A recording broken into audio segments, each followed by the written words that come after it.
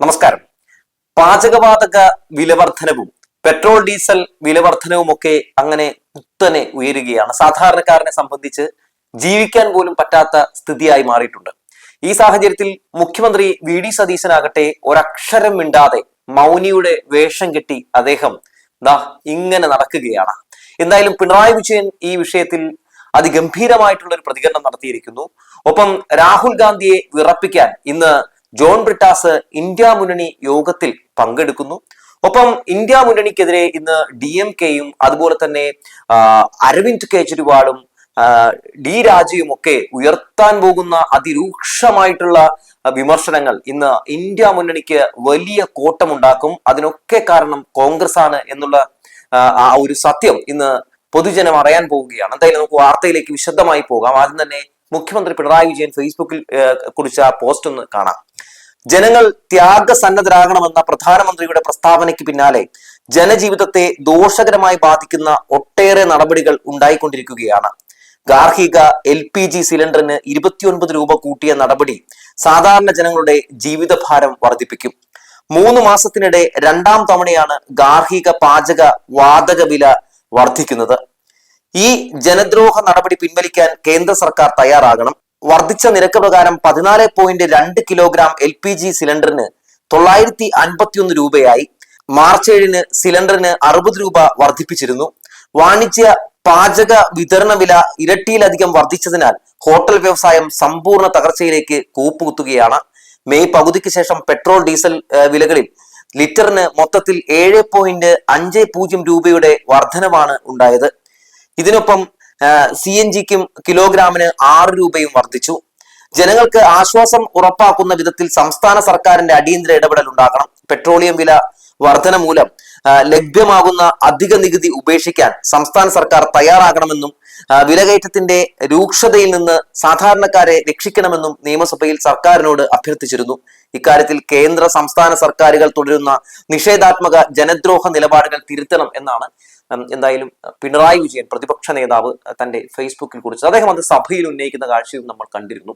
അതായത് കേരളം ഇത്തരം സംഭവങ്ങളിൽ ചുമത്തുന്ന നികുതി ഒഴിവാക്കിക്കൊണ്ട് ജനങ്ങളെ ഈ വിലകയറ്റത്തിൽ നിന്ന് രക്ഷിക്കണം എന്ന് തന്നെയാണ് പ്രതിപക്ഷ നേതാവായ പിണറായി വിജയൻ മുഖ്യമന്ത്രി വി.ഡി. സതീശനോട് ആവശ്യപ്പെട്ടത്. പ്രതിപക്ഷ നേതാവായിരുന്ന സമയത്തൊക്കെ വി.ഡി. സതീശൻ പറഞ്ഞത് ഞങ്ങൾ അധികാരത്തിൽ വരുമ്പോൾ ഇത്തരം നികുതികളൊക്കെ മാറ്റുമെന്നായിരുന്നില്ല, അതൊന്നും നടപ്പിലാക്കൂ എന്ന് തന്നെയാണ് ഇന്നും അതുപോലെ തന്നെ ഇതിനു മുമ്പ് സഭയിലുമൊക്കെ പ്രതിപക്ഷ നേതാവ് ഉന്നയിച്ച് നമ്മൾ കേട്ടത്. എന്നാൽ ഈ സമയം വരെ നമ്മുടെ പ്രതിപക്ഷ നേതാവ് ഉന്നയിച്ച ആരോപണം വലിയ രീതിയിൽ തന്നെ ചർച്ചയാകുമ്പോഴും ജനങ്ങൾ തങ്ങളുടെ ഈ വിലകയറ്റം മൂലം ഉണ്ടാകുന്ന ദുസ്സഹമായിട്ടുള്ള ജീവിതത്തെ പറ്റി പല രീതിയിലുള്ള വിമർശനങ്ങളും പ്രതികരണങ്ങളും ഒക്കെ ഉന്നയിച്ച് സർക്കാരിനെതിരെ രംഗത്ത് വരുമ്പോഴും നമ്മുടെ മുഖ്യമന്ത്രിയാകട്ടെ, പൂക്കി മുഖ്യമന്ത്രിയാകട്ടെ ഒരു അക്ഷരം ഈ വിഷയത്തിൽ മിണ്ടുന്നില്ല എന്നുള്ളതാണ്.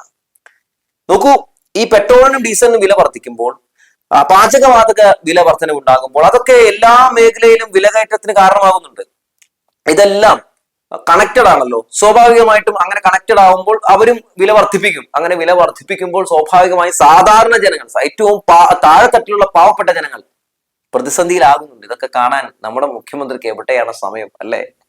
നമ്മുടെ മുഖ്യമന്ത്രി നീലക്കുയിലുമാരുടെ പുറകെയാണ്, പൂക്കി കളിച്ച് നടക്കുകയാണ്. പക്ഷെ ഒരു ഘട്ടത്തിൽ പോലും അദ്ദേഹത്തിന് ഈ വിഷയത്തിൽ ഇടപെടാനോ ഒരു ശാശ്വതമായ പരിഹാരം കണ്ടെത്താനോ കഴിയുന്നില്ല എന്നുള്ളതാണ്. സഭയിൽ പോലും ന്യായീകരിക്കുക എന്നതിനപ്പുറത്തേക്ക് ഒരു വ്യക്തമായ നിലപാട് ആ വിഷയത്തിൽ പറയാൻ അദ്ദേഹത്തിന് കഴിയുന്നുണ്ടോ? നയപ്രഖ്യാപന പ്രസംഗത്തിൽ പോലും UDF കേന്ദ്രത്തിനെതിരെയുള്ള ഇത്തരം വിഷയങ്ങളിൽ തങ്ങൾക്കുള്ള എതിർ അഭിപ്രായം അല്ലെങ്കിൽ അത്തരം വിലക്കയറ്റത്തിനെതിരെയുള്ള തങ്ങളുടെ നിലപാട് ഇതാണെന്ന് പറയാൻ സമയം കണ്ടെത്തുന്നുണ്ടോ? ഇല്ല.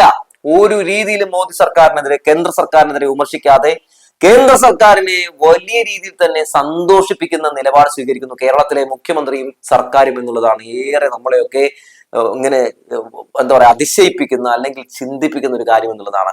നോക്കൂ, നമ്മുടെ ഇന്ത്യ മുന്നണിയുടെ അവസ്ഥ എന്താണ്? ഇന്ത്യ മുന്നണി എന്തിനാണ് കൊണ്ടുവന്നത്? നമ്മുടെ BJP സർക്കാരിനെ താഴെ ഇറക്കാൻ വേണ്ടി, മോദി സർക്കാരിനെ താഴെ ഇറക്കാൻ വേണ്ടി ഒരു കൂട്ടായ്മ എന്ന നിലയിലല്ലേ ഈ പ്രതിപക്ഷ പാർട്ടികളെല്ലാം കൂടെ നിർത്തി ഇങ്ങനെ ഒരു അംഗം പയറ്റാൻ വേണ്ടി രംഗത്തേക്ക് വന്നത്? എന്നിട്ട് ഏതെങ്കിലും ഒരു ഘട്ടത്തിൽ ഇന്ത്യ മുന്നണി അങ്ങനെ കൊണ്ടുവന്ന് സെറ്റാക്കിയത് ആരാണ്? കോൺഗ്രസ് ആണല്ലോ. ഈ കോൺഗ്രസിന് ഏതെങ്കിലും ഒരു ഘട്ടത്തിൽ ഈ ഇന്ത്യ മുന്നണി എന്ന് പറയുന്ന ആ മുന്നണി എന്തിനു വേണ്ടിയായിരുന്നു അല്ലെങ്കിൽ എന്തിനു വേണ്ടിയാണെന്ന് ജനങ്ങൾക്ക് മുമ്പിൽ ഒന്ന് എക്സ്പ്രസ് ചെയ്യാൻ കഴിഞ്ഞിട്ടുണ്ടോ? ഇല്ല.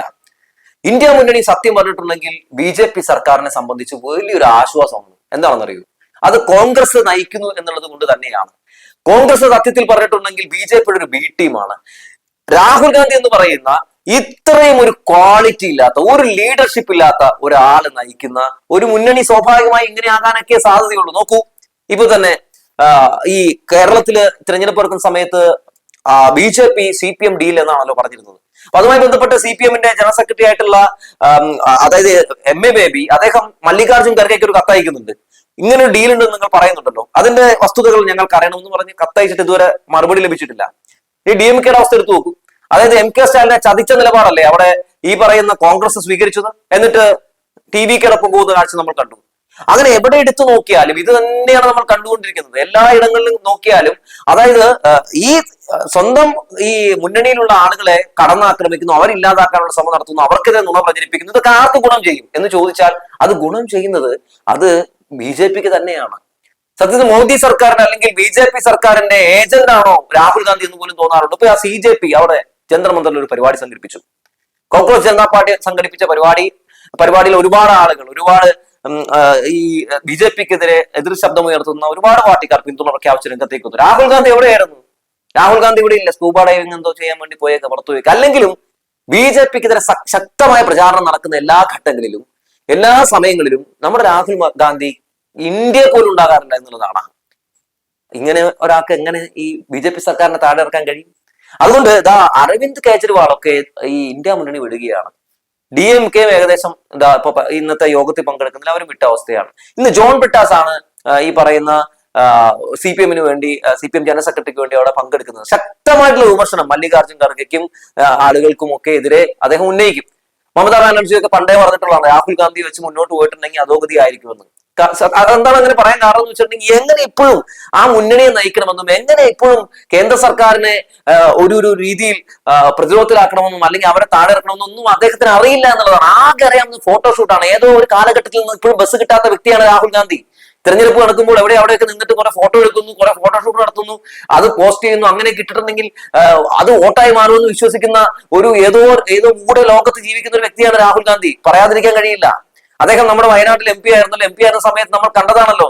ഇത്രത്തോളം പക്വതയില്ലാത്ത, ഇത്രത്തോളം കമ്മിറ്റ്മെന്റ്സ് ഇല്ലാത്ത ഒരു നേതാവിനെ നമ്മൾ കണ്ടിട്ടുണ്ടോ? ഒരു MP നമ്മൾ കണ്ടിട്ടുണ്ടോ? കേരളത്തില് വയനാട്ടില് എന്തൊക്കെ രീതിയിലുള്ള പ്രതിസന്ധികളൊന്നും, കാട്ടാനാക്രമണത്തിൽ നിരവധി ആളുകൾ മരിച്ചു, വയനാട് മഹാദുരന്തം സംഭവിച്ചു, അങ്ങനെ ഒരുപാട് സംഭവങ്ങൾ ഉണ്ടായപ്പോഴും രാഹുൽ ഗാന്ധിയുടെ ഒരു MP എന്ന നിലയിലുള്ള അദ്ദേഹത്തിന്റെ ഒരു കൈത്താങ് ആ മണ്ഡലത്തിൽ ലഭിച്ചിട്ടുണ്ടോ? ഇല്ല. അതിനുശേഷം പ്രിയങ്ക ഗാന്ധി വന്നു, അല്ലെ? അപ്പൊ ഇവരൊക്കെ വെറുതെ ഇങ്ങനെ ഷോ കാണിച്ച് നടക്കാം, പട്ടി ഷോ കാണിച്ച് കിടക്കാമെന്നതിനപ്പുറത്തേക്ക് ജനങ്ങൾക്ക് വേണ്ടി ഇടപെടൽ നടത്തുന്നില്ല എന്നുള്ളതാണ്. കുറെ Z കാറ്റഗറി സുരക്ഷയുടെ നടുവിൽ ഇങ്ങനെ നടന്ന് കുറെ ഫോട്ടോഷൂട്ടൊക്കെ എടുത്ത് ഫേസ്ബുക്കിൽ ഇടും എന്നതിനപ്പുറത്തേക്ക് ഒന്നും ചെയ്യാൻ കഴിയുന്നില്ല എന്നുള്ളതാണ്. ദുർബലമാണ് ഇന്ത്യ മുന്നണി, ദുർബലമാക്കിയിരിക്കുന്നു ഇന്ത്യ മുന്നണി എന്നുള്ളതാണ്. ആ രാഹുൽ ഗാന്ധിയൊക്കെ മാറ്റിയിട്ട് വല്ല അഖിലേഷ് യാദവിനെയോ അല്ലെങ്കിൽ അരവിന്ദ് കെജ്രിവാളിനെയോ അങ്ങനെയുള്ള ആരെങ്കിലുമൊക്കെ മുൻപന്തിയിലേക്ക് നിർത്തി ഈ പടം നയിക്കുകയാണെങ്കിൽ പിന്നെങ്കിലും ഒരു ഗുണം ഉണ്ടാവുമെന്നാണ് എനിക്ക് തോന്നിയിട്ടുള്ളത്. അല്ലാത്ത പക്ഷം ഇത് ഒരു കാലത്തും ക്ലച്ച് പിടിക്കാൻ പോകുന്നില്ല എന്നുള്ളതാണ്. കാരണം എന്താണ്? ഇവിടെ വന്നിട്ട് അല്ലെങ്കിൽ വേറെ ഏതെങ്കിലും സംസ്ഥാനത്ത് ചെന്നിട്ട് ഇവർ മത്സരിക്കുന്ന ആർക്കെതിരെയാണ്? ഇന്ത്യ മുന്നണിക്കെതിരെ തന്നെ ഇന്ത്യ മുന്നണി മത്സരിക്കുകയാണെന്ന്, എന്നിട്ട് തോപ്പിക്കുകയാണ്. ആർക്കാണ് ഗുണം ചെയ്യുന്നത്? അത് ഇവർക്ക് തന്നെയാണ്. ഇപ്പൊ ബംഗാള്, അതുപോലെ തന്നെ അസം, അങ്ങനെ ഏത് സംസ്ഥാനം എടുത്തു നോക്കിയാലും അവിടത്തേക്ക് മുഖ്യമന്ത്രി ആരുടെ മുഖ്യമന്ത്രിയാണെന്ന്?